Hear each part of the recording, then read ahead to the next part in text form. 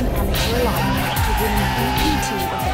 Peter de Korver is the champion. In 5 seasons, the PokerStars.com European Poker Tour has crowned 46 champions and paid out over €123 million in prize money to become the largest poker tour on the planet. And there's more up for grabs in London this week as the remaining players duel for the title every player wants.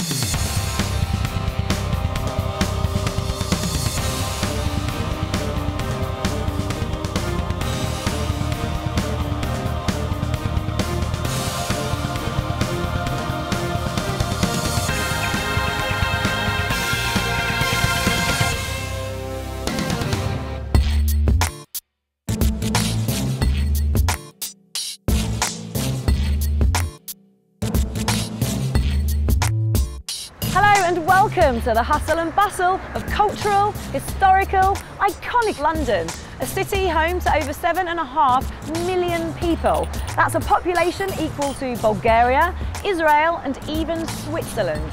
And with over 300 languages spoken within the city, it's a wonder how any of us communicate. However, this week a universal language has hit the nation's capital. Yes, Texas Hold'em is back in the form of the world's finest poker tour, the EPT, and with it, a mind-blowing prize pool. And wait for it, over £3.5 million. EPT London has smashed the record for the biggest tournament ever held in the UK. An astounding 730 players entered, creating a massive prize pool in excess of £3.5 million. Our winner will walk away £850,000 richer. Small change to the man who won the biggest prize in poker. The 2008 World Series of Poker Champ is at our featured table. I have confidence that I'm capable to play a decent game and compete with these guys, but like I'm not the best guy in this field. Not the best, but the remaining field does read like a who's who of poker talent, and they're Overstrand and Kevin Schaffel are on the outer tables, but on the TV table, Eastgate will face stiff competition from the fearless Benny Spindler and the up-and-coming Asian star Raymond Wu, a fellow Team Pro member. This is the first time I made it this far in a major tournament like this, and we're very looking forward for a breakout performance here and to prove everybody that I'm a complete player, a cash game player as well as a tournament player. Time to find our next EPT champion, 24 remain.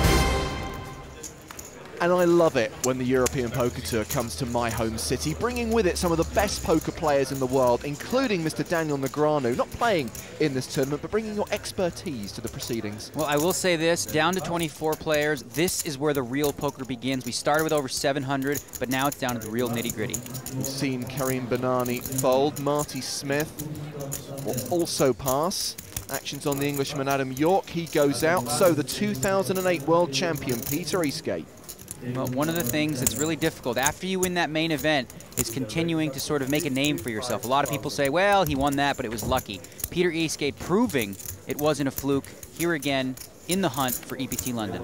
Raymond Wu folds 10 deuce on the button. Vivek Rajkumar folds the small. So Nikolai Seninger in the big blind will look down at 5-7 off. It's a marginal hand to say the least. He's up against 2008 world champion Peter Eastgate. That's got to be a little bit intimidating. Looks like he's thinking about it here.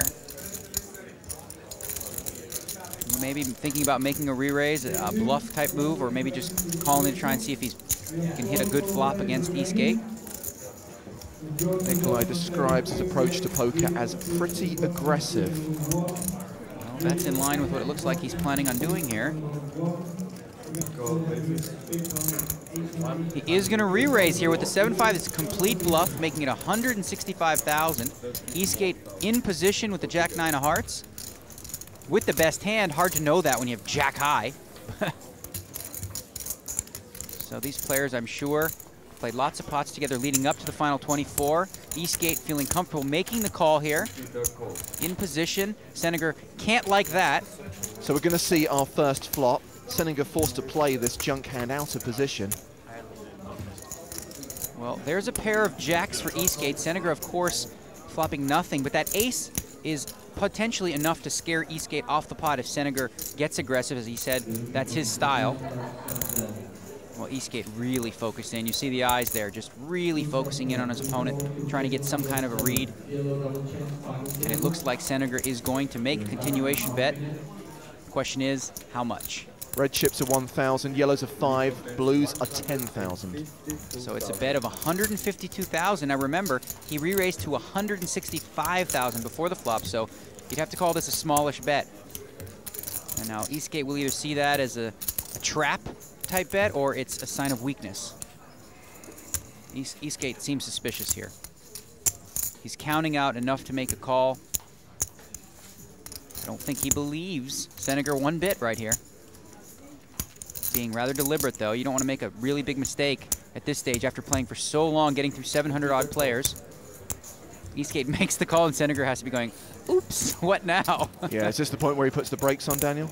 Well, you would think that normally he would, but here you go. Now he's got an open-ended straight draw. Senegar can catch a 9 or a 4, so he may have enough outs now to think he can push through with another bluff bullet on the turn.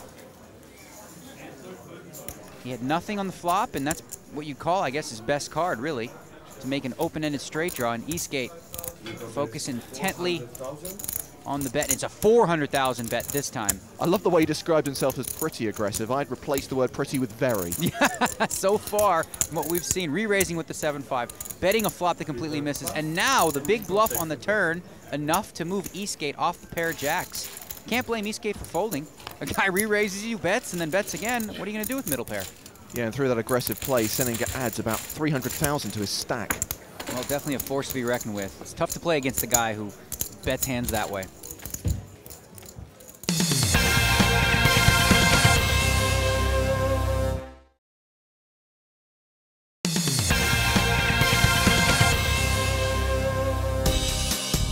Welcome back to the capital of cool for the third leg of the PokerStars.com EPT Season 6. For the first time, we're not in the confines of our usual home at the Victoria Casino. We've outgrown it, so we've popped across the road to the Hilton Metropole for the biggest poker festival ever to be held in the UK.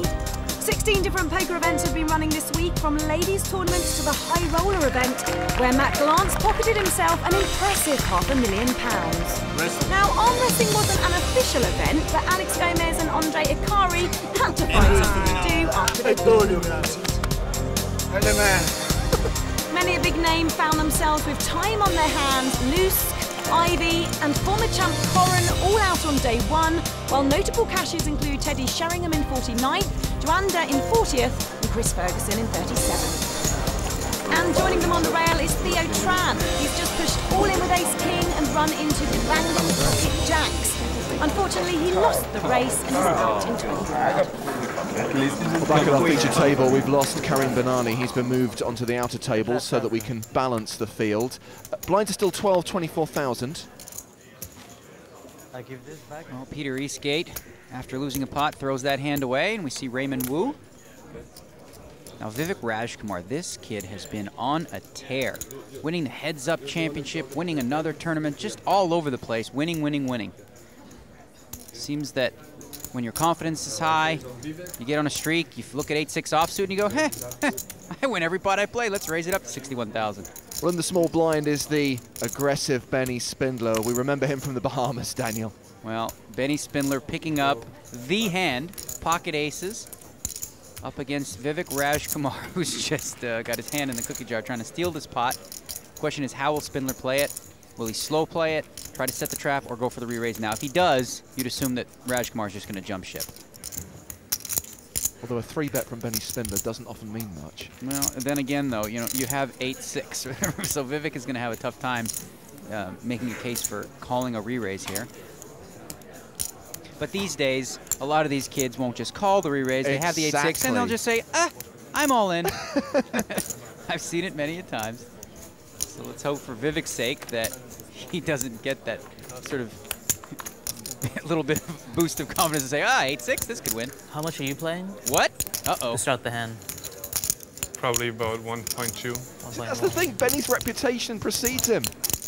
Vivek obviously not thinking about whether his hand is the best hand here. He's thinking about how strong is Spindler. If I re-raise him, will he call me? If I move it all in, Does Spindler have the kind of hand that he can call? We know, obviously, we can see the cards, and yeah. This is one where you want to abort mission, Vivek.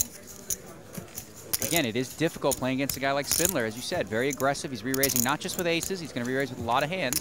And Vivek does the smart thing there. He gets away from the trap and folds the 8-6. So I'm sure Spindler a little disappointed. He's thinking in his head, come on, do it, Vivek. Stick those chips in. Tell you what, we really love watching this guy play. 24 years old. He's from near Frankfurt in Germany. Before poker, he studied psychology. Outside of the game, he's into sports, basketball, computer games, and he's had some great results since he started playing poker 3 years ago. 2 cashes on the EPT, 1 cash at the World Series of Poker, 810,000 euros in career earnings. He really came to our attention in the Bahamas last season when he played in the PCA and finished in 3rd place for $1.1 million. Oh my goodness, quads on the flop.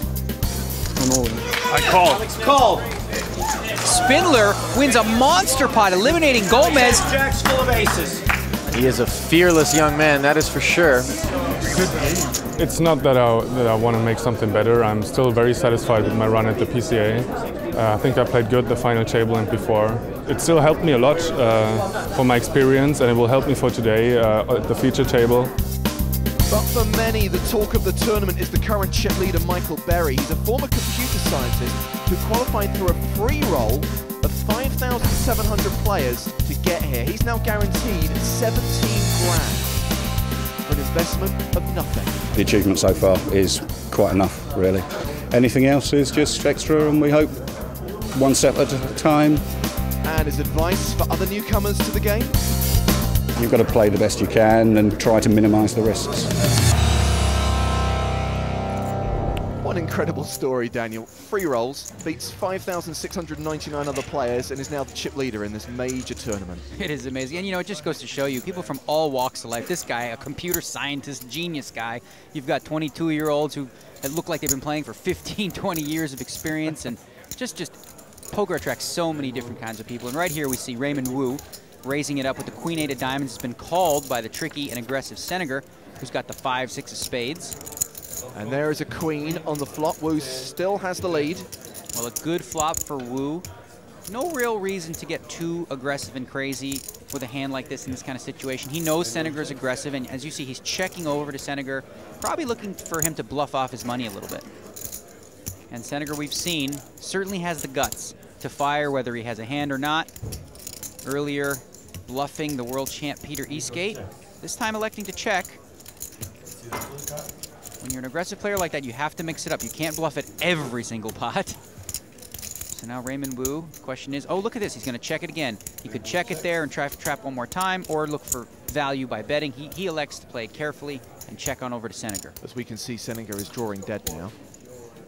Well, but he has heart, and that gives him an out. A big bet here. He's got Moxie. He could potentially win it with a big bet here and then an all-in bet on the river, something like that. Certainly has an imagination, and he is reaching for chips right now. So Raymond Wu checking twice. Looks like it's going to work. You see Senegar shuffling a little bit with his chips, cutting out a bet. Very deliberate. And he is going to make a bet. Looks like 83,000 over back to Wu now, who's going to double check. What do I have? I totally forgot. Yeah. Oh, that's right. I have a queen. Okay. People do that all the time. Like, you forgot. You knew what you had, Raymond Wu. Come on. What's the correct play here? Do you just flat call, or does he raise here? There's no good reason to raise in this spot. You know, raising here, you're only going to get called by a hand that beats you. You know, I like what Wu's doing. He's making it look like he's weak, and is just making a call. Maybe he's going to suck Senegar in for another bet on the river. I don't think Wu will make another bet on this hand. I expect him to check on the river as well. Well, there's a deuce on the river. So expect to see Raymond Wu continue to slow play the hand as he has. Now the question is, does Senegar feel like this is a pot he can steal? Senegar, of course, and if playing so, the board. How much? You know, we've got 338,000 in that pot. If you want to steal it, you're probably going to have to bet something good. And he's giving up. So Senegar's smart. Figured he couldn't get it by Wu. Wu wants to see the hand. He's like, what? Oh, 6-5? Yeah, that's nothing. Okay, queens are good. Ship it. So a little bit exposed with Senegar there in that pot. Of course, he didn't turn over the 5-7 against Eastgate, but now players all go, oh, so that's what you've been doing. Okay, we're on to you, buddy. Well played by Wu there. And there are the Raymond Wu fan club. Well, they're happy with the way he played that hand. As he certainly maximized on it. Going to be under the gun on this hand.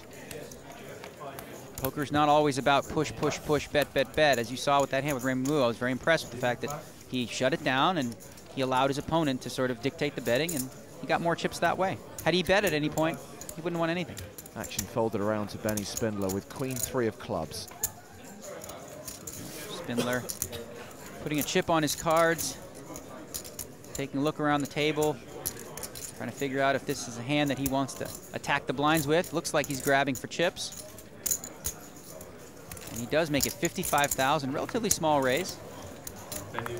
Blinds at 12 and 24,000.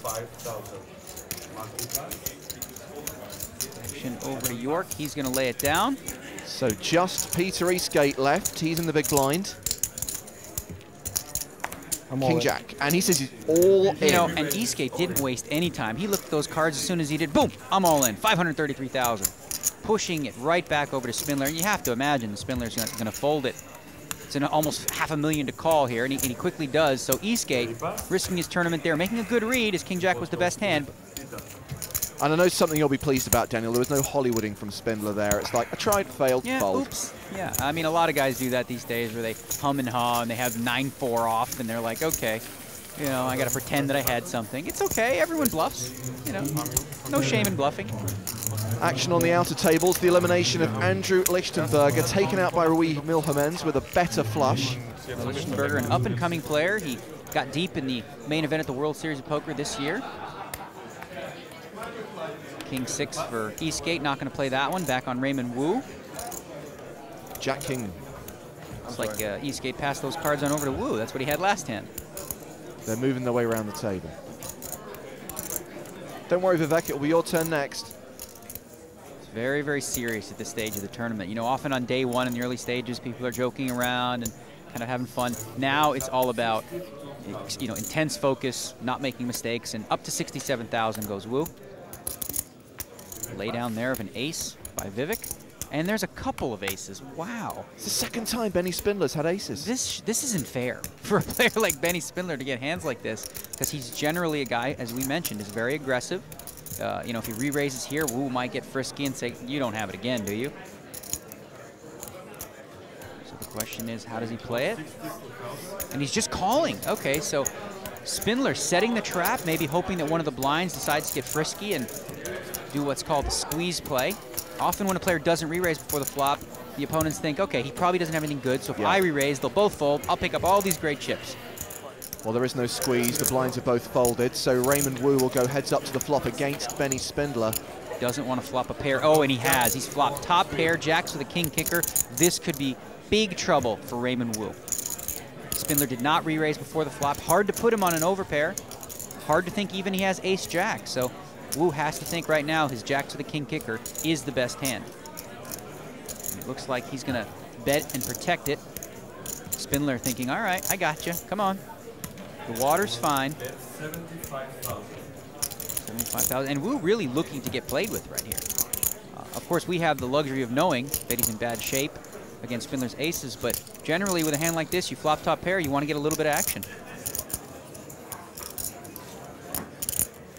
You know, if Spindler has a hand like 2 7s or 2 8s, he's probably going to call here, and that's what Wu wants to see happen. Spindler just calls again, so slow playing it even further. Pot ballooning over 300,000 now. Well, that's not the best card for Wu to see. It's an overcard to his jack, but he shouldn't be too worried about it. Really, if Spindler has a queen in his hand, the only queen you would have really is probably queen jack. Wu's going to check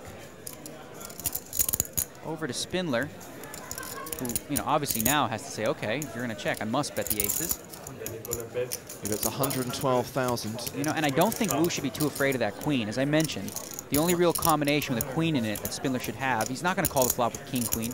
Possibly ace-queen, but unlikely. He probably would re-raise with hands like that. That's what Wu has to be thinking. So if Wu felt like his king-jack was the best hand on the flop, he should still feel that way now, despite the fact that the queen is higher than his jack. doesn't look comfortable facing that bet, does he? Well, he's out of position. You know, we talk about this over and over on these EPT broadcasts. Position is power. And it's so much more difficult to play a hand when you're out of position. Even a good hand like top pair. I don't see how Wu could just fold here on the turn. He's got at least call. In bad shape, as we know. And with that call, we now have a pot with more than $500,000 in it. With one card to come. Well, Wu needing a jack or a king to win this pot. And there it is. It's the jack. Wow, what a card. Wu hitting the 3-jack. Spindler's aces just goes down. He slow played the hand of the river. I can't fault him for that. Sometimes you take that kind of gamble and you get beat, but Wu checks it. Why? He knows his customer, doesn't he? Well, I mean, there's a flush that got there as well. As you can see, backdoor spades hit. But Spindler feeling like, okay, if you check, then my aces are good, and I'm not going to dog it. I'm going to make sure I bet this hand and get some value. But you have to assume that Wu is not check folding here. He's setting up the check to get Spindler to bet his hand for him. It would be a great check if Spindler could make it, but he's not. He's going to bite and bet 255,000. And Wu really shouldn't be thinking too long about this one. If he called the turn, he hit this 3rd jack. You can't just fold now. I mean, I can understand on that board why he wouldn't want to check raise, but certainly he wants to call here. Yeah. You can rule out the check raise. Raymond Wu is certainly not agonizing over that. He's thinking about, wow, this guy can bet the river. Did he hit a flush? Maybe he's got pocket 3s and was setting me up the whole way with a full house. But I don't see how he can just throw it away. Spindler is, now this is an interesting situation because Spindler is not bluffing. He's not bluffing. He thinks he's got the best hand. Little does he know. And I think Spindler wants him to call right now. And he has called. And he's going to get the bad news. Benny Spindler will show the aces. Raymond Wu will show King Jack for 3 jacks. And Spindler like, really? You had a jack? And I think Benny's a bit disgusted it took Raymond so long to make that call. Often it is. You know, as I mentioned, Spindler clearly thought he had the best hand, bet it confidently, and was surprised to see that Wu actually had him beat. But a tough hit. I don't mind the way he played the hand. I thought it was a good slow play. He was unlucky on the river there. And he's going to do what many players do in this situation and just take a walk away from the table, just take himself out of the game for a few minutes. That's right. Spindler trying to avoid tilt, just try to shake it off and come back fresh.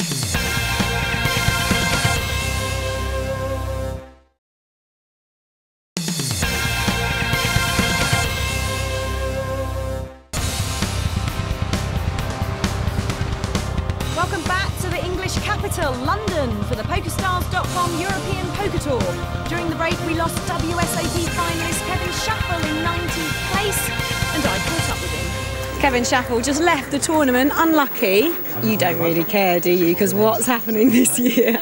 Well, actually, I do care, but it's been a great year. It helps, doesn't it? And I'm looking forward to going to the main event in November and playing the final table there. And I had a real good tournament. Came in second in a WPT event about 3 weeks ago. So it's been a nice run. It would have been really nice to make 3 final tables in a row. Lovely. Well, thank you so much for talking to us, and the best of luck in America later this year. I appreciate it, Michelle. Back at our featured table, we've lost Peter Eastgate. He's been moved to the outer tables. Meanwhile, Benny Spindler took a knock with the aces, now has King-Queen. Well, he walked away from the table, got the cobwebs out of his head, and he's back, and he's got a hand again. And of course, that hand we saw earlier on from the PCA, that was King Jack against aces. And yeah, it was flipped. That time he was the one that won with the King Jack. This time his aces got cracked by the King Jack. Marty Smith has a World Series bracelet. Won the Irish Open a couple of years back. Spindler raising it up to 65,000 this time with the King Queen. Action on Adam York now. He's on the button with 2 5s.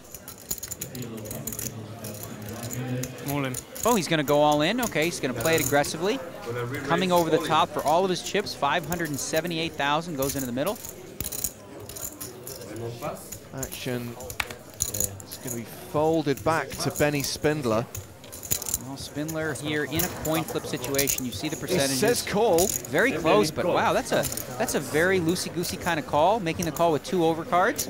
Little surprised. Is he still steaming by any chance? Might be a little bit, but you know, as it turns out, he's in good shape. But he could have been up against an ace-king, and ace-queen made a good read, obviously, as we can see. Good luck. in a coin flip situation. So Adam York from Bristol in England finds himself in a coin flip situation. So far, so good. It's not a coin flip anymore. The 2-5s well in front. You see 71% now to hold. Spindler needing a king or a queen on the turn. Running hearts would do it for Spindler also. Turn card. Wow, Is the queen of hearts. Well, that's a death card for York. Now York is down to 1 card. He needs to catch one of the remaining 2-5s. Otherwise, Spindler will be back on track after having his aces cracked. We'll get those chips back here against Adam York. The river card is a blank. In fact, it gives Benny Spindler the king high flush, and Adam York will go out of the tournament in 18th place and will collect £17,000 from the cage.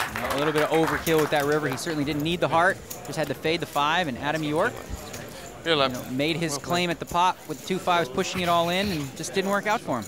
Meanwhile, Spindler has the title firmly in his sights. There have been 5 London champions, of which 3 are British. The first, back in season 1, was John Shipley. He took down the title and a 200 grand first prize.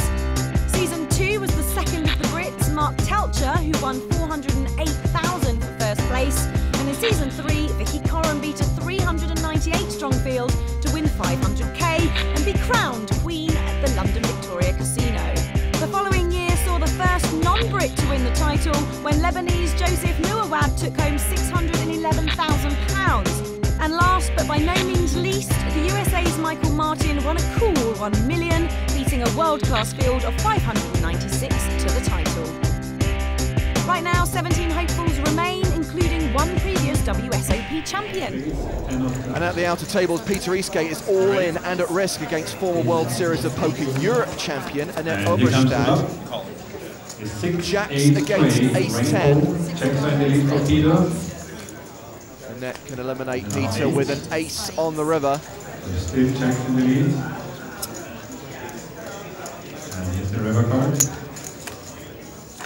But it's a blank. Peter will double up, and Annette is left in serious trouble. Just 230,000 in chips. 2 of the best young players in the game today. Annette taking a hit to her stack. Let's get back to the feature table, where we are 5-handed. It's getting down to the nitty-gritty. Just 17 players remain in the tournament. So you have 2 6-handed tables, and at our feature table, the 5-handed table. Slight disadvantage, some would say, having to play at the 5-handed table, but that's just the breaks, I guess. Action is on Vivek Rajkumar. Well, with just 5 at the table, you start to play a few more hands, and it looks like Vivek is going to raise it up with the 6-7 of diamonds, a suited connector, up to 76,000. Nikolai Seninger on the button with 8-4 off. Doesn't mean he won't play the hand. Well, that's one thing we've learned, is that we can't predict too often what he's going to do, because he's got a creative approach to the game. As does Benny Spindler, but he'll pass the 10-4. So just Marty Smith left. He is in the big blind with 5s. Well, interesting here. Vivek probably wouldn't think that he had 2 overcards to any pair here, but that's exactly the situation. You see it's basically like a coin flip. However, Vivek is in position, and that gives him a little bit of an extra advantage. But Smith may decide to get frisky here and go for a re-raise with this small pair. Instead, he's just going to make the call. Okay, so we'll have a flop. The 7-high versus the 2 5s. There could be a lot of action flops here. 3, 4, 5. That would get it in. Instead, it's 6 Jack Jack. Well, that looks like a good flop for Smith. If his pair was the best hand before the flop, you'd think it's unlikely that Vivek connected there by hitting a jack or a 6. As we know, he did hit the 6. So he's in a commanding lead right now in this hand with jacks and 6s. It doesn't mean he will bet, but there is 182,000 lying out there. And he's going to check. Play it slow, a little small ball approach, playing careful on the flop. And this is a card that doesn't help either player. Smith now might want to protect his 2 5s with a bet, but no, he decides to check once again. Vivek, will he bet this card? Doesn't have to, he's in the lead, so it's not like he'd be bluffing really. But he may want to protect against some kind of random club that Smith might have, so he is going to make a bet of 110,000. So back to Smith now, has to wonder, okay, he checked on the flop. Does he have a jack? I don't know. If he had a flush draw, he'd probably bet. So a lot of thoughts going through his mind, thinking that his fives could easily be the best hand right now. Vivek could have a hand like ace high. Could have a hand like queen 10 and just be on a semi-bluff. Smith beats a lot of bluffing hands here. And he's certainly suspicious about this bet. It's a tougher decision than it looks like with 2 5s in this spot. He's looking back at his hand, which I always think is a signal that the player's going to fold, and sure enough, he's announced pass. Well, he made a really good fold there. I mean, as I said, it seems like an easy decision, but really it's not. We know that Vivek had a 6, but Vivek's capable of betting anything there. He could have had king high. Meanwhile, on the outer tables, we saw Annette Oberstad crippled by Peter Eastgate, and now she is all in. Her king-queen dominated by Ivo Donev's ace-king. There is an ace on the flop. She will need runner-runner, and in fact, she is dead on the turn. Annette Oberstad finishes in 17th place here at EPT London. Well, another impressive deep run for Annette. She will be back. Yeah, she's already had a 2nd place finish on the EPT. We'll definitely see her again, but for now, she gets to speak to Michelle. Annette Oberstad just been knocked out the competition. Annette, I think the big hand for you was the ace-10, wasn't it? Yeah, I got ace-10 and the cutoff raised. You know, he's been like not too tight. He's been opening late position and stuff. And then Peter Eastgate just came set down to my right with about like 500k, just like nothing with the blinds this high. So I figured, you know, he's going to be shoving a lot of hands, just hoping to get folds there. So I thought my ace-10 would be ahead of his range. And I don't know if I just got unlucky he had jacks or if he actually shoves a lot tighter than I thought. I don't know. Interesting to find out. Yeah, I mean, it might have been a bad play, but still, I just never felt like I had any spots whatsoever. I never had any hands, and I just You're not one for sitting there, are you, either? You like to play. No, but I've been sitting here since we started, and I just never had anything, like, didn't get anything going, and no hands, like I said, it's just so tough to, like, kind of expect to get a hand if you haven't had one. Yeah. So I just like, well, ace-10, you know, it could easily be a flip. I'll just get it in and see what happens, so double up. Well, it's very sad to see our last lady go, and especially one that looks so mighty fine as you're doing right now, I have to say. You're going to play another EPT for us, aren't you? We'll see you again. I think I'll be playing most of them, yeah. Lady at the final table, Annette, it's on you, all right? Yeah, I keep struggling. I get close, but not close enough. Excellent. Well, unlucky, but well done for cashing. Thanks for talking to us. Thanks. Well, with Annette gone, we're down to 16. That's 2 tables of 8. Local chap Michael Berry is still sitting comfortably at the top of the leaderboard with over 2 million, but Seninger and Gustafsson aren't too far behind. The other remaining Englishman, Dominic Cullen, is in the lower half of the table with 820k. Karim Banani is the tourney short stack. Reigning world champion Peter Eastgate is getting low too, but with his track record and experience, it's unlikely to be game over just yet.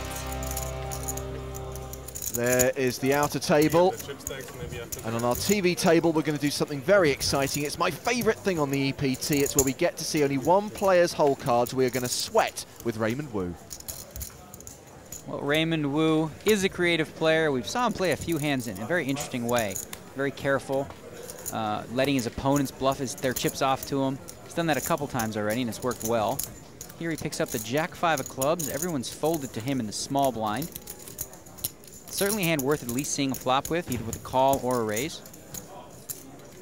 Your hand values have to, you know, decrease in terms of hand strength when playing against just one player. You know, if you pick up a suited Jack-5, it's worth at least limping, and he's going to raise it up to 100,000 against a very tough player, Vivek Rajkumar.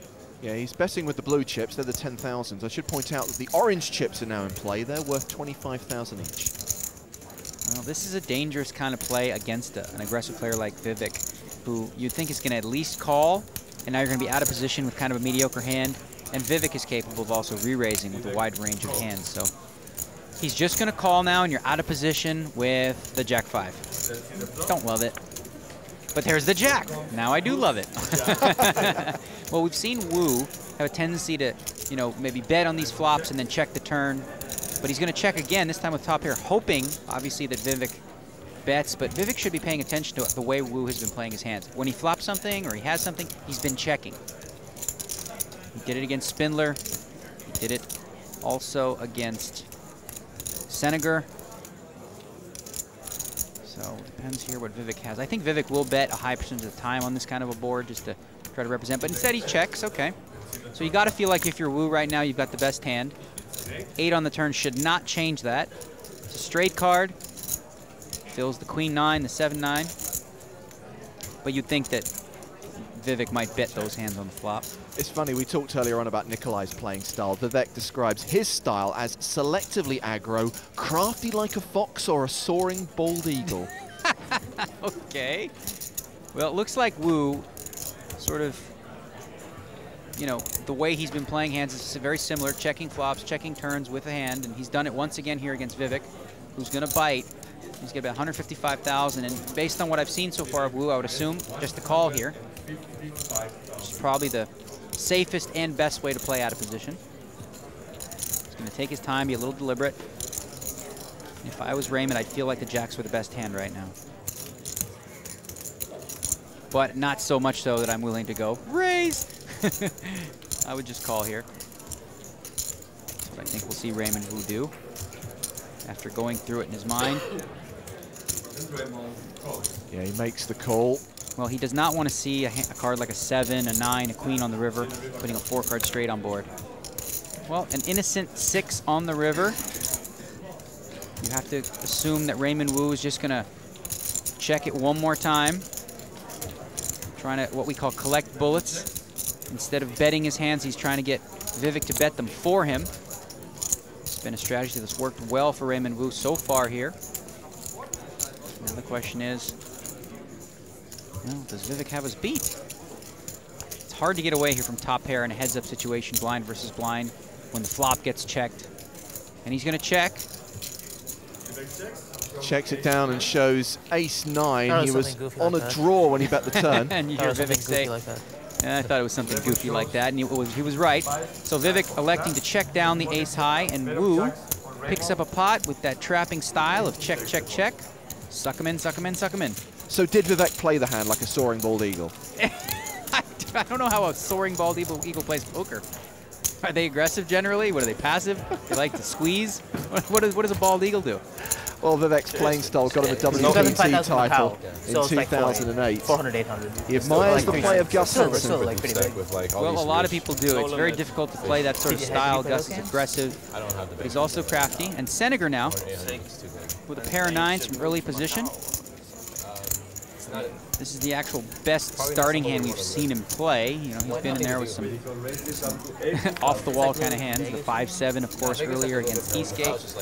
Ah, the return of Karim Banani.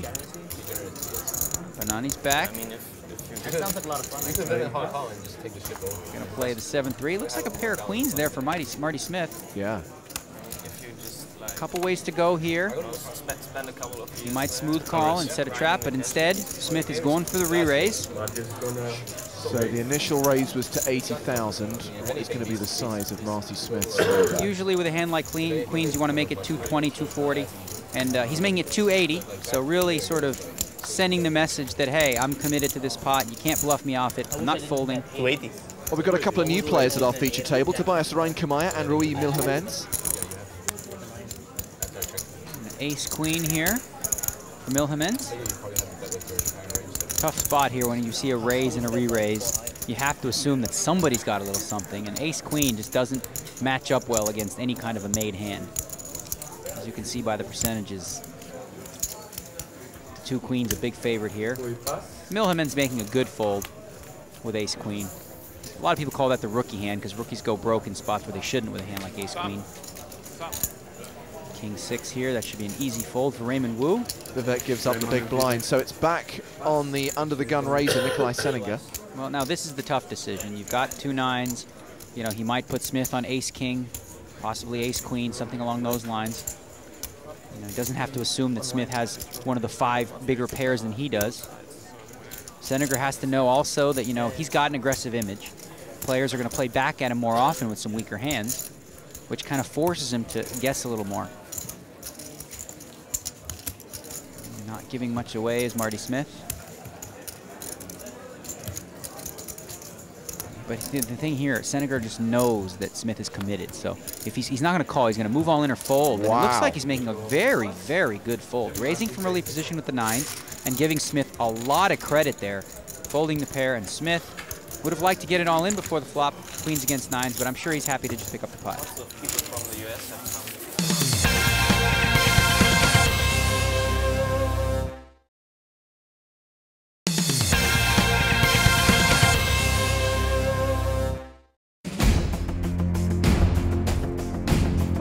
back to the richest poker tour on the planet, the PokerStars.com EPT. Over 123 million euros has been won in 5 fabulous seasons. And this week we're in London for the 3rd event of season 6, where someone will be walking away with nearly €1 million. That's £850,000 sterling. 16 players remain in the battle for first place. And this man is the new tournament chip leader, Norway's Martin Gudvangen, wearing a Magic Eye puzzle hoodie. Oh boy. He's on the outer table. These 8 guys are on our feature table. Blinds 15 and 30,000. As you can see, £850,000 is what these players are playing for. Everyone going for that first place trophy as well. Action on Tobias Reinkemeyer. 3-5 of spades. Is the German player going to get creative?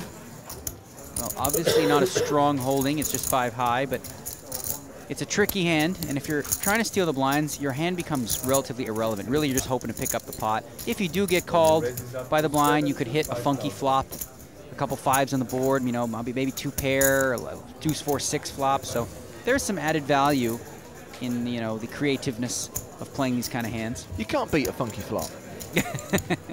Well, another fun hand, Raymond Wu with Queen 10 of hearts in position. German. And he's going to make the call. All right, so electing to see a flop. Action on Vivek Rajkumar, who's going to throw it away. Nikolai Seninger is on the button. He has 6-7 of clubs. Well, yet another fun hand that can hit some funky flops. So we've got 3 suited hands in this pot. I would think that Seninger is going to make the call, possibly making this a multi-way pot. If the button calls, maybe, you know, Benny Spindler in the small blind might call you. You know, you could potentially have a 5-way action pot. Oh, ace-jack. Now, this is actually the best hand, but there's no way for Spindler to know that. It's actually a trickier hand to play, I think, to some degree than a hand like 6-7 of clubs in position. Spindler going to join the party. And, I mean, Benani's going to say, do you know what? How can I Any resist? 2 cards, I've got to throw some extra chips in. Well, at this point, with so much money already out there, he doesn't need that great of a hand to see the flop. And, hey, a Queen 5 of diamonds, why not? Well, we don't see this very often, assuming that Benani makes the call, Daniel. 5-way action to the flop at this stage of a tournament. Absolutely. It's rare. It's only 45,000 more for Benani. It would be a mistake, actually, to throw the hand away. So he is going to take a flop, and we've got 5 runners to the flop. We can just about get all the graphics on the screen. There's a lot of flops that could hit that could create some crazy action, some players sharing cards.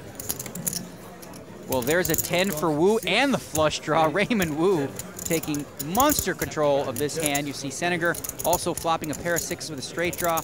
Everyone else just completely missing the board.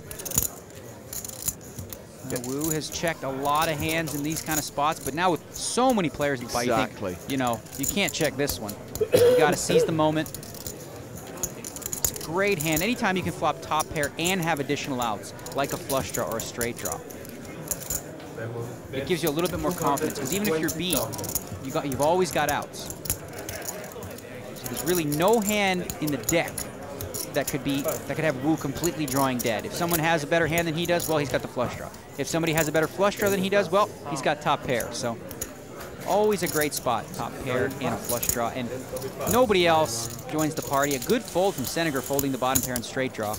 Wu, he would have been happy to get all in on that flop. Wu picks up a nice pot because so many people came in after that initial raise. Certainly, and that's one you can't just leave out there. Hard odds. More people enter, the juicier it becomes. It's hand number 53. Reinkemeyer. Well, a lot of these hands happening here. A lot of suited, fun connectors here. He just came off of playing the 3-5 of spades. He's got a little better hand this time with the 6-7 of spades. The second time might be the charm. Looks like he's coming at it again. Well, once again, he's playing a suited connector, raising it up to 75,000. 75,000. No, it's like everybody suited every hit. This time the 7-4 hearts will go in the muck. Action back on Raymond Wu now. 2 deuces. These hands are actually very similar in that with a hand like deuces or 6-7 of spades, you're looking for that real big flop. Obviously with the deuces, you're trying to flop a set, 6-7 of spades, you know, you're trying to really hit it hard. And if you don't, they're easy hands to get away from. So they're basically in the same category, small pair, suited connector type hands. They're hit or miss. So Wu making the call with the deuces. Action on Senegar, who folds the 8-10.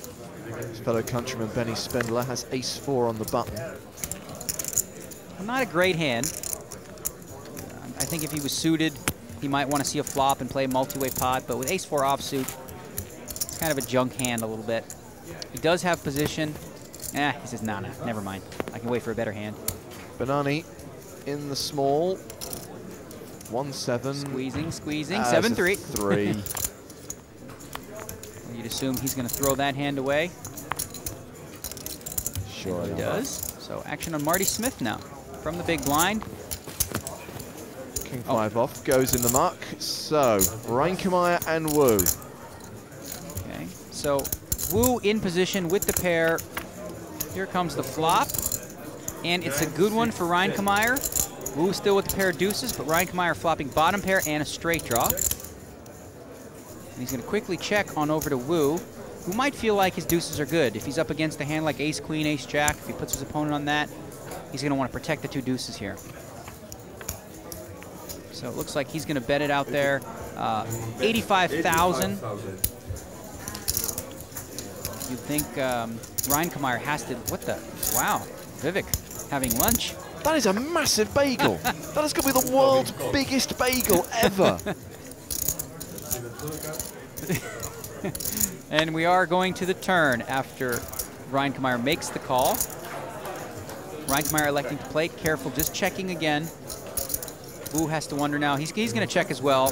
Doesn't want to get trapped here with 2 deuces. River's a 4. So Reinkemeyer with the best hand. No sense in betting. He's going to check. And Wu might be happy to just check and hope his deuces are good here as well. It's a tough value bet to make with such a small pair. You know, you're really only getting called by hands. Maybe ace-king might call you, but it's risky. He's going to check. It'll be a showdown, and Reinkemeyer's 6s are going to be good. Wu elected to slow down, didn't bet the turn. Once he did that, he had to really just check the river as well. So a nice little pot for Reinkemeyer. Yeah, gets his stack up to 1.64 million. And that will be the last hand of the level. The players are going to go on a short break. Vivek can enjoy the rest of that massive bagel in peace. As we leave the action, Norway's Martin Gudvangen tops the table with USA's Aaron Gustafsson not too far behind. Raymond Wu is looking strong in 3rd. Berry, who led the tournament for so long, has now slipped into 5th. In the lower half of the table, a recent double up for Eastgate has moved him well out of the danger zone. It's Karim Benani and Ivo Donev who need to get busy, sharpish. So join us next time from London as we play down to the final table and the big money places. Don't miss it. Some of these guys are unbelievably good. You gonna show me? I was thinking about racing, but I call. Unlucky. My name is Ulin. Peter, you like me, huh?